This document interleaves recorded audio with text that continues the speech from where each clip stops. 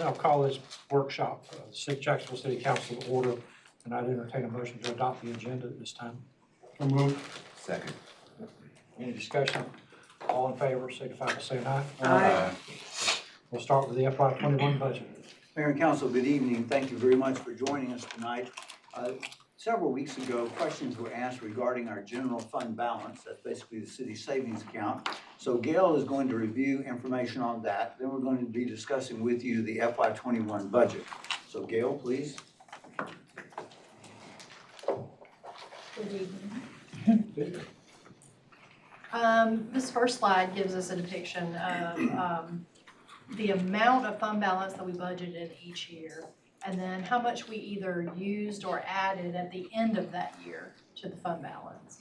As you can see, the last time we used fund balance was in 2014, and since then we've added between $3 and $4 million each year. This is where we ended up our fund balance. The first column is the total, and the last column is the unassigned, which is the basically do anything with. And you'll see that great blue arrow out there. It took me a lot of trouble to get that on that slide. You'll see that our unassigned went up considerable there. And I just wanted to point out to you that coincidentally, right after that, our bond rating was increased. So when we start talking about how much to spend, we might want to think about that. But you know, that might be a level where we want to kind of hang out and not get below. Now, why do you want to have some fund balance? There are a lot of considerations. There's the cyclical nature of our revenues. As you know, your property taxes don't get collected all. They get collected all at one time. They're not steady throughout the year. You need to have some money for emergency responses. The council has a goal of 10%, that the unassigned fund balance be 10% of the next year's budget, and that the total fund balance be at least 20% of next year's budget. Now, that's not written down anywhere. It's just a goal that was handed down year after year after year. It's been there as long as I can remember. And again, the credit rating is affected by the fund balance. And then there's opportunity costs. If you don't have a little money and some opportunity comes along, then you don't have any money to take advantage of that opportunity. Like I said, the cyclical nature of the revenue, sales tax comes in every month. It's about $1 million.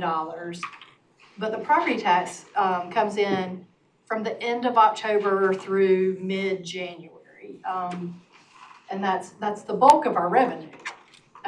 So we need funds in our bank account to fund operations from July to October. That's another reason at the end of June you want to have a little money. If you just do the simple math, that's about $16.5 million for those months.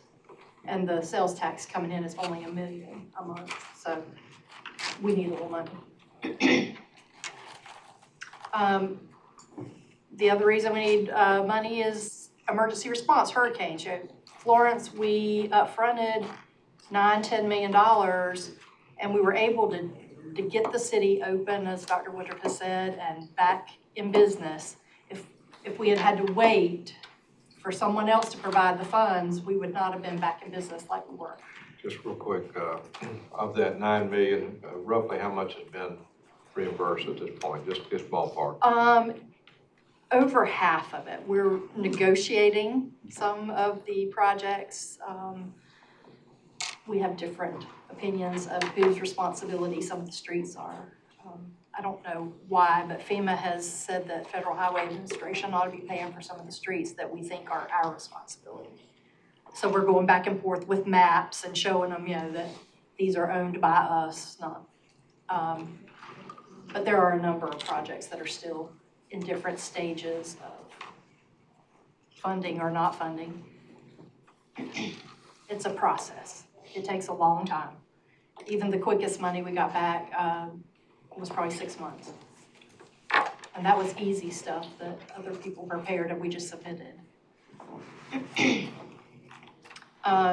You've got the Jack Amiette opportunity now.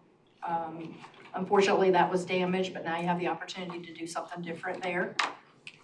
you know, as you know, the insurance money's not gonna pay for that, but if you have the savings, you can, help offset some of that. Yeah, there's other disasters. We don't have snow and ice that often, but I hear we might have some on Friday. Tornadoes, there's cyber threats. We have been very, very, very lucky that we haven't had anything happen, sir. But a lot of governments have not been that lucky, and usually you don't hear in the news how much money they pay if they pay. They don't want anybody to know that they paid. See, another thing related to hurricanes is we did the mitigation, the buyout. So, you know, we agreed to basically set aside the money necessary subject to the reimbursement. So, you know, that was $1.6 million. And so, I mean, those are realities that aren't city responsibilities after a hurricane, but when you end up having that opportunity to help a citizen, you want to take advantage of it. And that's a reimbursable grant too. We upfront the money and then get it back. And as we talked about the council goal, historically it's been 10% of the unassigned balance should be 10% of the budget for the next year. And our budget runs around $50 million, so 10% of 50 million is $5 million. And then the council goal for total fund balance has always been 20%. And 20% of 50 million is 10 million. And we would recommend that we maybe reduce this to a written policy. That would help with our bond rating. They always ask if we have a written policy, and we tell them no, but we show them where you all look at that every year, and that you have a goal. And then that also you set aside a certain amount of fund balance for disaster recovery reserve. You know, when you look at the recommendations there at the end, while we have about $9 million of impact from Hurricane Florence, the cleanup was about $6 to $7 million. And as y'all recall, we were able to get this city cleaned back up and operational very, very quickly. And the reason why was because we had money. If you look at some of the other communities who were impacted, they still haven't fixed much of anything because they did not have a fund balance. So if you are going to set up a combination of a policy and a disaster recovery reserve, I recommend to you that the disaster recovery reserve generally match what you spent for the immediate cleanup with Hurricane Florence. That's going to be somewhere around $7 million. The other part, if you'll remember, Gail showed you that we don't get tax money in until late October. Generally, we spend in simple math, and Gail doesn't let me do math in public, but if you got $50 million divided by 12 months, Mr. Thomas, how much is that a month? Like 4 point something. I knew I couldn't do that, that's why I was calling on you. 4.25. So if you're trying to get by for several months, then you know your fund balance needs to reflect that. So generally, what I'm saying is I think the combined policy, you should always keep a minimum of somewhere $15 to $18 million. Because if something negative happens, you've got to be able to operate for 2 or 3 months and at $4 million a month, and then your disaster recovery. But you're not setting policy tonight. We're just simply giving you some ideas about your fund balance. Please. And again, I mentioned the credit rating in 2017, right after we issued the financial statements and their review, they raised our current rating. And the most positive observation in their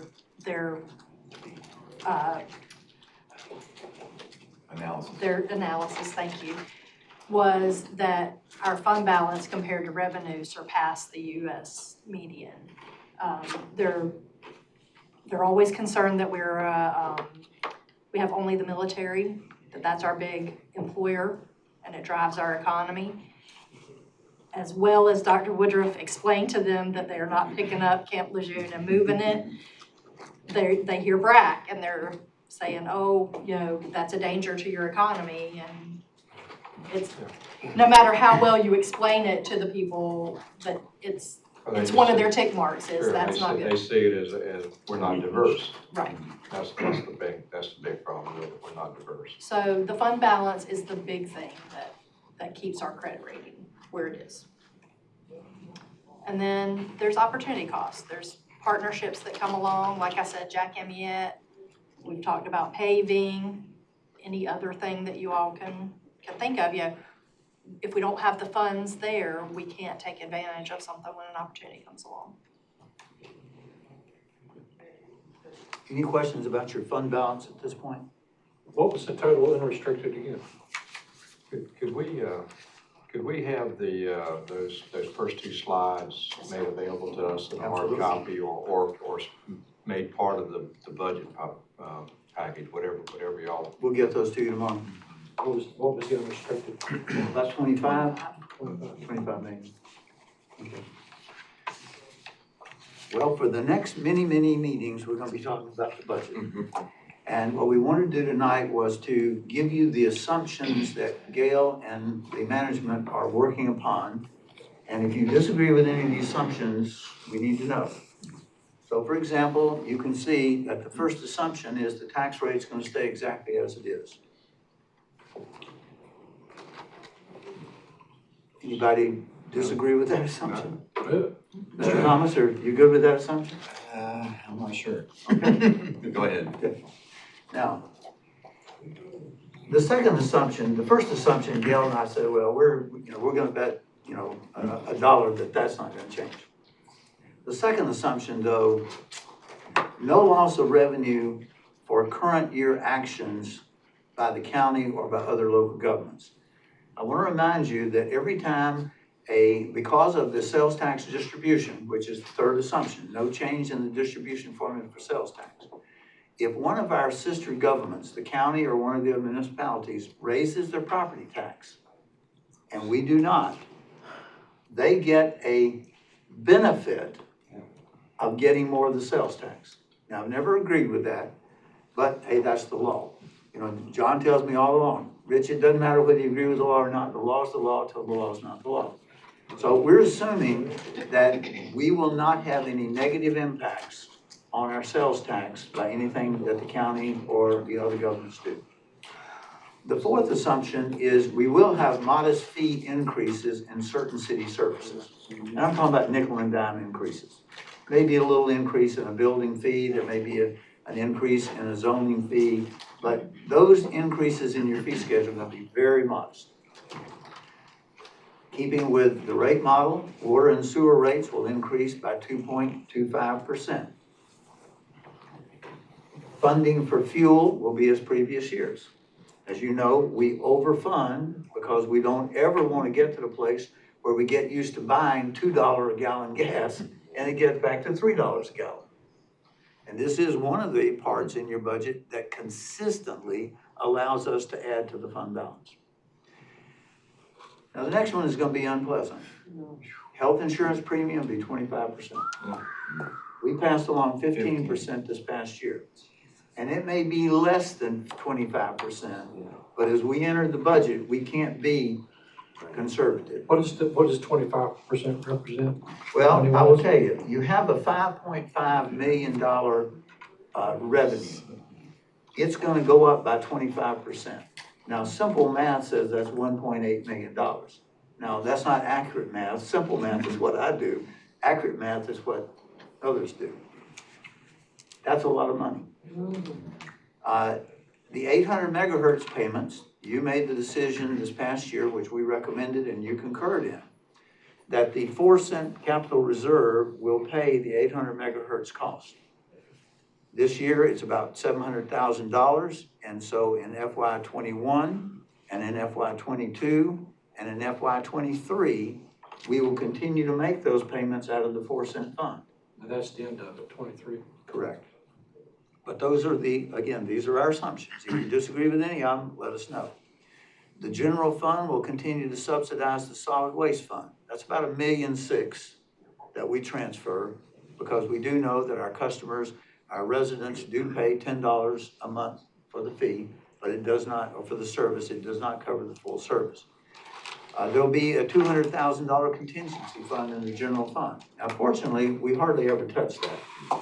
But on the other hand, you need to have a contingency. The county landfill fees will be passed on to both residential and commercial customers. As you know, we currently pay a fee to the county landfill. The county commissioners will be discussing and potentially adopting a higher fee. So one of the assumptions we're making is that whatever that increase is, if it's $1 a month or $5 a month, whatever it is, we're simply gonna pass it on because it's not our fee, we're not absorbing it. We're simply gonna pass it on. Next assumption, Powell bill will be the only funding source for paving. If you do wanna take a look at the tag tax, which I don't think you've been interested in the past, I know that the mayor is continuing to encourage all of us to work with the legislature to get the quarter-cent sales tax to help fund roads. You could use some of your fund balance to pave roads, but as we enter the budget, we're assuming Powell bill will be the only funding source. Also, it has been our practice for a number of years, the equipment replacement plan, that's ERP, equipment replacement plan, is built into the base budget. And we do that so that it's a level amount every year. So we avoid these spikes and valleys. So we try to make sure that we don't buy big equipment in one year and little equipment in another year. Another assumption is that you will continue with your funding of the Dix Crisis Center at $100,000 a year. Another assumption is that the Jones-Onslow Economic Development Fund will continue to be funded at $30,000. Department issues. If you remember, the base budget is supposed to be what they had this past year, and only those increases that they cannot control, they meaning the department cannot control, go into the base budget. DI's department issues will be approved by the city manager if they get into the base budget. Otherwise, they have to come in front of the city council for y'all to agree. So for example, if a department wants 3 new employees or 6 new employees, I don't put that in the budget. That's a department issue that y'all will handle. This is one that the next one is one we're gonna be bringing to you on March the 4th. We've completed an analysis relative to the temporary agencies and them hiring our employees, our temp employees, versus the city hiring them. And I think we can show you that it is beneficial for a number of reasons for us to do that. But you'll be seeing that on April the 4th. I'm sorry, March the 4th. Maybe it is April 4th. Sometime in the future, you're going to see that. The next one. It has historically been our practice that we balance the budget using the fund balance. Now you saw tonight that while we balance the budget so it can get adopted, we really don't use what we balance. But that's an assumption. Another assumption, Parkwood Regional Sewer Project is to be funded by long-term borrowing, not paying down your fund balance in water and sewer. Retirement contributions, this isn't an assumption, this one is a mandate. We had to add $300,000 in the FY20 budget. We're gonna have to add $300,000 more each of the next, I believe, 3 years. FY21, 22, 23. So between the FY19 budget and the FY23 budget, what we have to put into the retirement is $1.2 million more. That continues. And that continues. Now, another one is that we will try to build in $300,000 for salary adjustments. You've asked us or authorized us to study the wages of various departments. We broke the city up into 3 components. We did the first one a year ago. We're currently doing the middle, and next year, if we have the money, this would be in there. This is an important one, though. The tax base will recover from the losses from Florence. We are seeing many of those properties coming back online. There will be sales tax growth that is modest. Jack Amyette improvements, whether it's option 7 or option 8, and you should hear that report in April. We recommend that whatever you do, that you fund that through short-term borrowing, meaning less than 5 years, and that the debt service for that be paid over that period of time out of the 4-cent fund. Now, it may be possible, especially looking at what you saw with the fund balance a minute ago. It may be possible that you say, and I'll just pick up a number, okay, to do Jack Amiette's $3 million, let's just take it out of the fund balance. On the other hand, you may say, no, I want that over a 5-year period. Our Just a assumption- quick question. What's left, what is available out of that 4-cent capital reserve fund? Well, we will get you the exact numbers. Remember, you create out of the 4 cents about 1.4 million a year. And if you remember, over half of that is currently going to the 800 megahertz system. And about half of the rest of it is currently going to other obligations. But fortunately, those obligations are coming off a little bit more every year. But we'll get you, when we get to the budget, we will get you the actual details of that. Generally, Mayor, if you borrow $4 million over 20 years, your debt service is going to be about $320,000 a year. So you can see if we're going to fund Jack Amiette over a 5-year borrowing period, you're going to have to come up with a lot more money than just the balance. So you may have to tap your fund balance. Now, those were the assumptions. At a point in time, in the very near future, we need for you to say to us, yes, we agree with all those assumptions, or no, we don't agree with assumption this, assumption that, and we'll get this to you. One of the things we also wanted to ask you tonight is how do you want to review your budget? We have 3 options. Option 1 is for us to take each department and we show you as we have in the past, the department mission, we show you the number of employees, we show you where they get the revenues, we show you some of the key things in the line item. We don't mind doing that at all. That's gonna be in your book, whether we go through that page by page or not.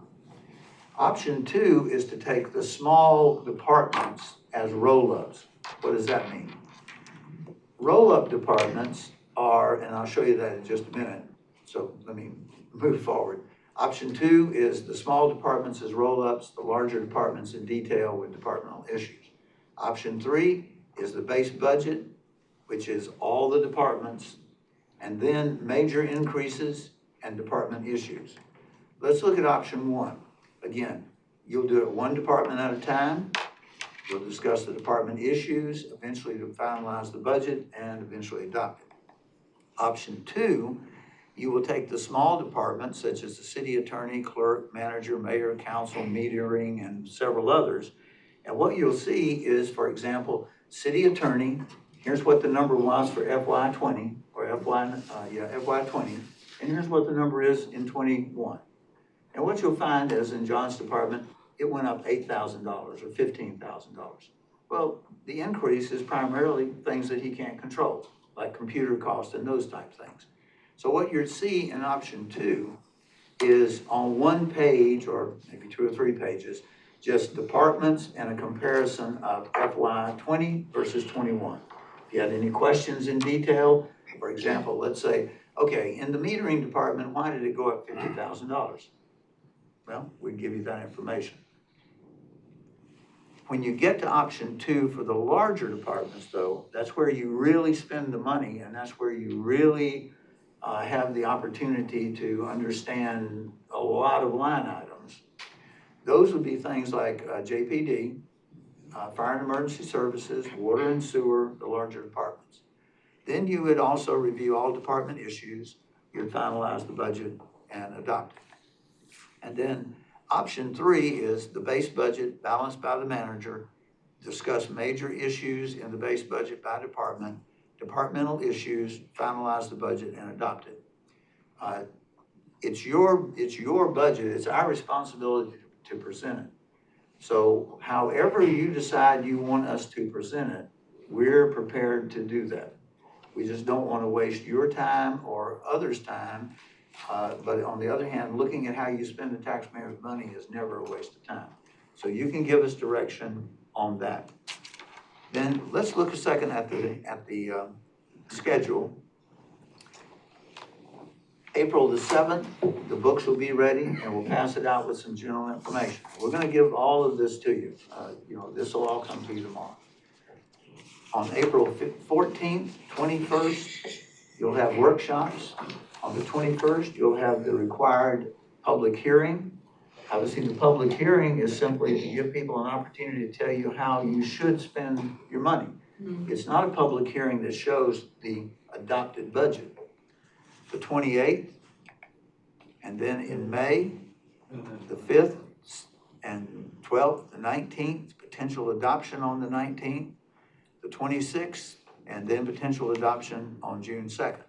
And if you're really enjoying all of this, we can go on into June. The only thing you have to remember is by law, we're required to have the budget adopted by June 30th. So, at this point, that's the quick overview. We still put the proposed budget out on display, correct? I'm sorry? Library and city hall. It's online, it's available in the office. What we will do is get all this information to you, and then if it's acceptable at your next workshop, we will ask you to give us direction on are our assumptions correct, and which of those three options, or a fourth or fifth option, you want to do as far as reviewing the budget. Okay. We have a little bit of time left to talk about sidewalk bond options. So Ryan, you're up, please. I'm going to slide over so you can see the council better. Good evening, Mayor and Council. We'll try to get through the next two items pretty quick. First thing we want to do is go through some current issues because as you know, tonight you have an agenda item for an adoption, and then we will plan to bring another one forward in the coming weeks, which is really what this is about, so to kind of differentiate the two. The general gist of our sidewalk scenarios are with the residential subdivisions, pedestrian facilities. That when we say sidewalk or pedestrian facility or trail, it's depending on what's on the plan. It can be a trail or sidewalk. So pedestrian facilities shall be installed at the time of the plat recordation, or the developer has to post money for the infrastructure, and we're going to hold that performance guarantee. It's 110% of the development cost, and those facilities are installed prior to a certificate of occupancy being issued. This is for single-family dwellings. And there's no change. That's right. What we're doing, what Ryan is doing is he's going to show you everything from what we're doing to what we may want to do. Right. So this first scenario is what you have been doing for years. Somebody builds a brand new subdivision for single family homes, this is what they have to do. And no changes. With scenario two, this is where you've got residential infill that we see happening. Same thing that we're doing today. There's one exception that could occur, and that is with your amendment that you make tonight. Staff will be given a little bit more flexibility should you approve that amendment to consider the geographic area on whether we want to require the sidewalk to be installed or whether we're willing to allow them to opt to pay in lieu of. And let me give you an example on this one. You all know that there's a vacant lot next to our house on the park. Well, that lot, because it's on the park, we would require that lot to put in the sidewalk. On the other hand, if it's a block away on Mill or on Ann where there are no sidewalks, we would give that person the opportunity to have a payment in lieu. Because putting a sidewalk on a street that has no sidewalks really doesn't benefit anybody. So that's what we currently do. The third one is basically just a new commercial development lot. There is no existing bond on file.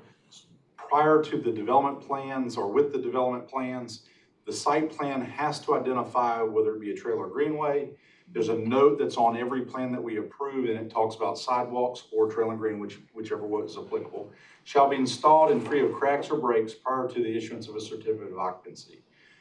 Sometimes they either have to install or pay in lieu of prior to a CO.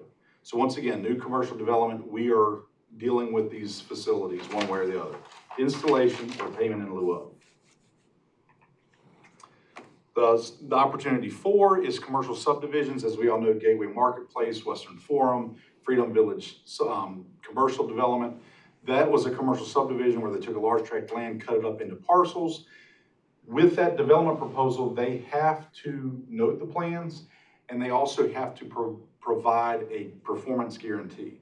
This is one area that is current this way that we are proposing a change. We know because of S3 that prior to a CO, they're going to install those facilities. We are going to propose that with commercial subdivisions, we no longer require the developer to upfront that money that the city has to keep up with on an annual basis. That's going to be given back to the developer when that lot is developed. So this is an area in which we are proposing a change compared to what we've done in years past. Now, one thing that I want to make sure you understand, holding a performance bond doesn't guarantee the sidewalk's ever going to go in. The sidewalk goes in when something gets built. And that's where we have the total control on commercial subdivisions, is that once you start a building permit, you're not going to get a CO, certificate of occupancy, until that sidewalk goes in. What we also know is this: if you put a sidewalk in on vacant land, people can walk on it. It's logical. What we also know is that when you develop that piece of property, what happens to the sidewalk? It gets all broken up. Or the grades change. Yeah. Because of stormwater, they got to kind of just, tilt the lot to get the water to go back to the catch basins in the back part of the property, so then it's busted up. So again, this change does not in any way eliminate the fact that a sidewalk's eventually going to be put there. Correct. With S5, the infill commercial, once again, we're not holding any bond. Same thing, basically, they've got to show on the plans it's going to be installed prior to the certificate of occupancy being given. No changes with S5. With scenario 6, this is where we've got some existing scenarios where we're holding bonds. We've been holding bonds for years. And this is kind of going to split into two different ways. Where a bond already exists, the city, for once this gets adopted, the city is proposing that we will honor the bonds for 5 years. At that time, basically, they're going to have to either install, turn over to the city, for the city to do it, or pay in lieu of. If you're in an S3 scenario where you have developable lots, then we won't hold a bond for that. We will relieve the bond because guess what? We're going to get them installed when the tract is developed. So some people will go back to the S3 scenario that we talked about a moment ago, and some will continue to hold this bond for 5 more years. So in 5 years from now, the idea is that you're either in S3, or in 5 years from now, we're going to either receive money, that sidewalk's going to get installed, or we'll go after the bond in 5 years. I know that last time Mr. Carter had some questions on whether we could do that, and I believe that he is of the opinion that we can go after that bond. This would just basically, we will give everybody notice that in 5 years, we're going to expect you to perform, or whatever option's available for you. And if it's S3, we'll do that earlier than later, because we will be ready to release the funds at that point and kick them to S3. And in all disclosure, a good example of this is the Country Club. The Country Club issued a bond for their sidewalk under an exclusion because there was a potential DOT project on Country Club. That bond has now been out there for, I've been here 10 years now. I don't know when it was issued, but every year that sidewalk doesn't go in, and every year the city ordinance requires the Country Club to pay for that bond. Or Tyso Enterprises is another one on Country Club, same scenario. Yeah. And we talked the other day, I don't know, putting that sidewalk in is really gonna make any difference. And under this, just so you'll understand, under this, what it says is that we're going to say to the Country Club that for 5 more years, you can bond it if you want to. But keep reading. After the ordinance amendment date, the party to the bond must install the sidewalk, or forfeit the bond to the city, or agree to pay into the city sidewalk fund an amount equal to the full cost of installing the sidewalk, but we're gonna give them 5 payments, 5 equal payments. Yeah, I did not mention that. I'm sorry, Dr. Woodruff. So that is another proposed change, is to create a payment plan opportunity. Instead of paying the bonds every year, just pay into that fund over a 5-year period. We don't currently have that opportunity, and that's something that we would propose so that they can pay it off over the 5-year period. I did not mention that, I'm sorry. So would it be 5 and 5? I mean, would it be 5 years bond and then 5 years paying? Or would it be just start paying from the get-go? Well, actually, that's a very good point. I hadn't thought about that. I mean, 5 years, you're saying you're gonna honor it for a period of 5 years from the date of the forthcoming UDO amendment. That gives them 5 years, and then they can pay it over the next year 6 through 10 is the way I read it. Well, and I think that, that's a very good point. And if that's what y'all, are comfortable with, that's what we can do. What it says. Well, it is what it says. And we can tweak it, I mean, I'm no or, attorney, but, you know. yeah, that, or we can tweak it, or some people may say, instead of paying the bonding company X number of $100 a year every month, I want to go ahead and do the 5-year payment plan. And I think that's kind of the original thought that we had Yep. versus 5 and 5. So we'll need to clean that up one way or the other, but I think we believe that instead of paying a bonding company just to renew a bond, go ahead and start paying that off. And once again, we understand, y'all have to live, there are political realities to everything we do. So y'all have to give us guidance, not necessarily tonight, as to what you're comfortable with. Just out of curiosity, in this particular case here we're talking about, you mentioned the club, over a 5-year period, what would that be per year on that? Do you have an estimate what they would be paying in comparison to what they're paying for a bond every year? It's gonna be based on their linear footage and the sidewalk price. So if you have a lot of street frontage, then it's gonna be more than if it's a smaller site. I would guesstimate that the difference is gonna be $5,000 a year versus maybe $500 a year. Now, I don't have the actual numbers, we can get that. Now, Mr. Warden, do you remember what the bond is? I think the every bond year? was $800 a year. Okay, $800 a year. So even if a piece of property doesn't have the ability to put sidewalks in because of topography or what have you, we would still make them pay There'll be a payment in lieu of in those of the situations. sidewalk. And that component is part of the amendment that you have before you at 7 o'clock tonight. That's kind of where they either have to install it or do they have an option to pay in lieu of. Now, none of these other changes are on your agenda for tonight. These are just food for Coming thought. in the future. So in other words, their options are they can either continue to pay the bond every year or do a annual plan like that where they pay it off at one time or do it. Or they roll to S3 and will return their money and they'll get installed when the development plan comes in and prior to certificate of occupancy. And there will have to be an agreement perfected that they would sign to do that. Additionally, on one of these, S3, I believe, if there's topographical area that cannot have a sidewalk, we're gonna have to cover that so that, again, either we can do something with it or they pay in lieu of. They're just not released from it, because that would never, ever be developed. So there's several things that'll have to be worked out here to make it all come together if y'all decide to go down this route. But there are times like when the road project, that sometimes we can overcome that. And if we have the money in the fund, then we'll get the sidewalk, but it'll be put in later under. But we would do it because Yes. it's already been paid anyways. When I think of topography issues, I think about the area of Northwoods Methodist Church on Henderson Drive Extension. We talked about that one. I'll give you another one, though. We were talking about the country club. Mr. Bittner mentioned the other day, the reality of a sidewalk going from Piney Green all the way to the mall, good luck with that. The only way that's ever gonna be put in is with government money. And in that case, it's gonna have to be a DOT project because you've got, you all know the slope issues that are there. And again, I'm not, I'm not a member of the country club, I'm not selling anything for them, but I'm saying, you put a sidewalk in there at the 10th green, what have you accomplished?